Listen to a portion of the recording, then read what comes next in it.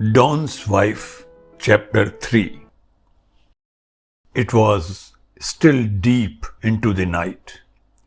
Even the city, which one believed never goes to sleep, seemed asleep, even if for only a couple of hours.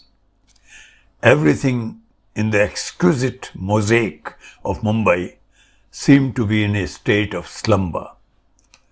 The poorly lit areas, brightly lit areas, some grossly rich and glamorous, with illuminating skyscrapers and glittering show windows, as also some already dark and loathsome, with hamlets after hamlets of ramshackle buildings.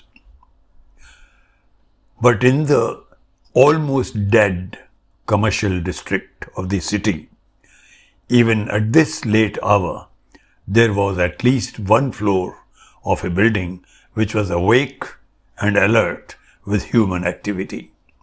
An activity of networking with the hearts and souls of faceless people from near as well as afar.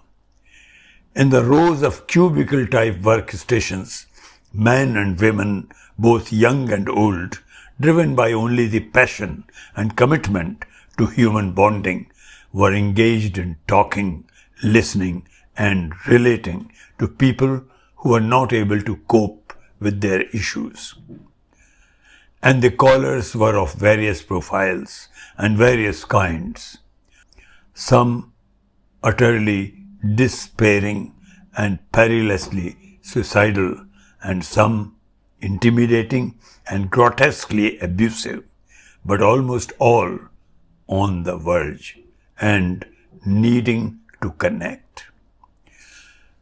One of the attractive females in her mid-30s put down her headphone and turned around to get up and reach for the coffee trolley which was passing by. She picked up a mug and stirred some sugar in it.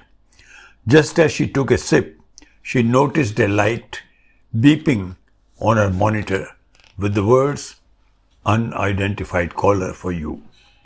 The lady immediately descended into her chair and put on her headphone and greeted the caller. "Hello, in touch? How can I help you?" The unidentified caller on the other end of the line was, of course, another restless soul, Kamini. Already in her nightdress, she was seated on her bed, a sheet spread loosely over her legs, a glass of whiskey in her one hand and the mobile in the other. On the bedside table, the paraphernalia for the drink, the bottle, the ice bucket, etc., were placed besides the table lamp, which had formed a mysterious pattern on her face. She took a sip of her drink and spoke with a slight slur. "Hello, can I speak with Shelley?" "Anamika!" exclaimed the lady from the helpline. "Arre, you recognize me straight away by my voice." "Well, of course. Here we recognize you by your voice only. If you feel comfortable in not revealing your identity, it's fine with us. You remain Anamika for us. Remember, we only gave you this name, Anamika, the one with no name, right? Only 2 days more. After that, I will let you into my identity, and I shall also reveal to the world the secret that I have kept hidden for so long." She took a sip of her drink and said with a little more slur and a hint of pain in her voice, "You know, Shelley, I have begun to feel quite dirty about this secret now." Shelley did not respond. Kamini continued with a touch of resoluteness this time. "I am leaving for Pune tomorrow morning. I will be returning day after tomorrow. By the time I come back, I will have taken my decision." "I think that's very good, Anamika. All the best." "I need it, Shelley. I need it very badly, because this decision isn't going to be easy for me. It's truly going to tear me apart from deep inside. She betrayed a bit of despair in her voice. I know, Anamika, Shelley said empathetically and reassured her. But this is a positive step that you are taking.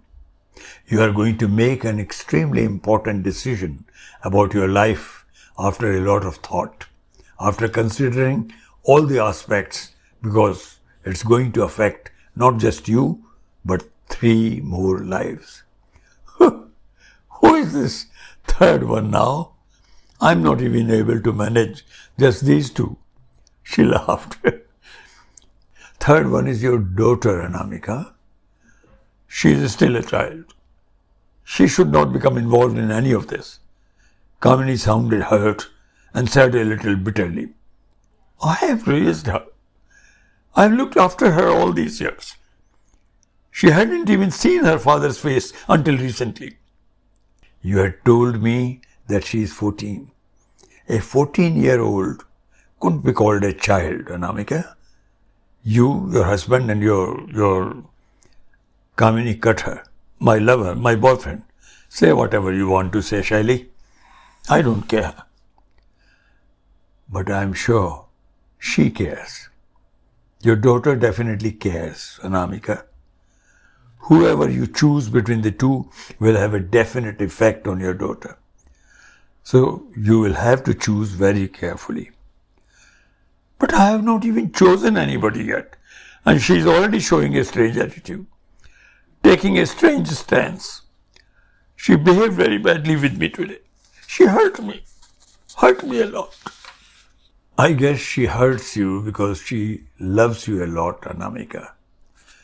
Do I love her any less? When she doesn't know anything, doesn't understand anything, then why is she making me so unhappy? Kamini really sounded miserable. Anamika, it may be that she doesn't know everything, but perhaps she has some comprehension of her own about the situation. Shelley tried to reason and then said persuasively, try to think from her point of view also. Maybe she is afraid that she will lose her mother, How can she think like that? Kamini immediately became emotional and possessive about Binu. If the time comes, I can leave both of them for her. I have given birth to her.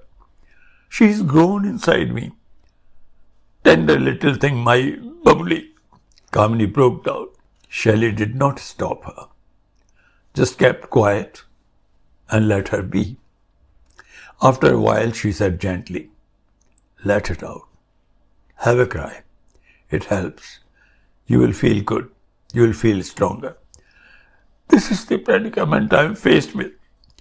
I am supposed to be a strong woman. Yet for the first time in my life, I am finding myself helpless like this. You are not helpless, Anamika. You are far from that. I know you will take the right decision. I am confident about that. And if you need any help, any counseling from us, we are always there for you, Shelley said reassuringly. Of course, yes. Thank you, Shelley. She felt quite relaxed and said sincerely, Shelley, I always feel so good after talking to you. Maybe we can meet after I return from Pune. Maybe. You sort out this Pune thing first, Shelley said warmly. Bye for now, Shelley. Bye. Shelley, aren't you going to ask whom I am going to choose? Kamini quipped hurriedly. Anamika, you are going to tell me in 2-3 days anyway, aren't you? Shelley said lightly. Of course. You are sweet, Shelley. Bye again. And thanks for everything. Any day. Bye. Kamini disconnected the call and sat still, ponderingly for a while. She truly felt relaxed. Then she searched for her glass again and emptied it in one big gulp. A tiny smile appeared on her lips. a strange smile, slightly defeated, slightly contemplative, happily contemplative. Slowly, she slid under the sheet and curled up unintentionally in the fetal position. Soon, the world of spirits claimed her from the spirits of the glass. A little later at night, the door to her room opened slowly and Meenu entered. She stood uncertainly for some moments, looking at her mother, who was deep in sleep. She approached her gingerly and mumbled softly, "Mummy, I am sorry, Mummy." She looked at the table watch placed nearby, which showed 3:15 as the time. Then she put off the bedside lamp and uttered even more softly, in the tranquil darkness, "I love you, Mummy." And she slid out of the door, pulling it shut after her.